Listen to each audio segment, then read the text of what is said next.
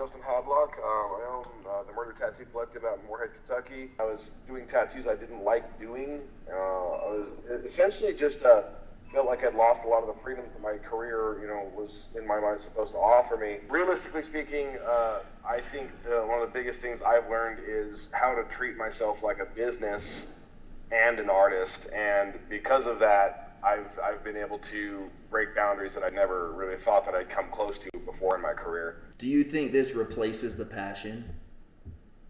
No, I think it doubles it. I think it quintuples it. I'm so much more passionate about my job now than I was, 8 months ago, 6 months ago, even 1 month ago, and I feel like I keep learning more and more, and that's the most important and wonderful part of it for me. The ability to do art only that I want to do, not just whatever comes through the door. Building a culture around your brand that will bring loyalty. Creating a movement of clients that aggressively refer one another to your shop.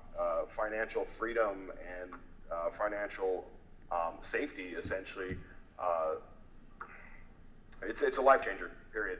I mean, if you're willing to let it do it, it'll change your life, and it goes from being just a tattoo artist to being an icon, and that is powerful. Now I'm almost booked out through January, so I'm almost 2 months out now, and it's all with people that are putting deposits down. If they have a big piece, we have recurring appointments set up 3 months into the future. I can sit down and just relax with my kids and not be worried about having to look at my phone and make sure I'm going to have an appointment on Monday, because I'm like, well, the next 6 Mondays are taken care of. What I've been able to do now is, instead of making maybe $1,500 to maybe $2,000 a week, I had 4 appointments this week and made, I think it was 36 or 3,700, and that was even having had somebody have to reschedule.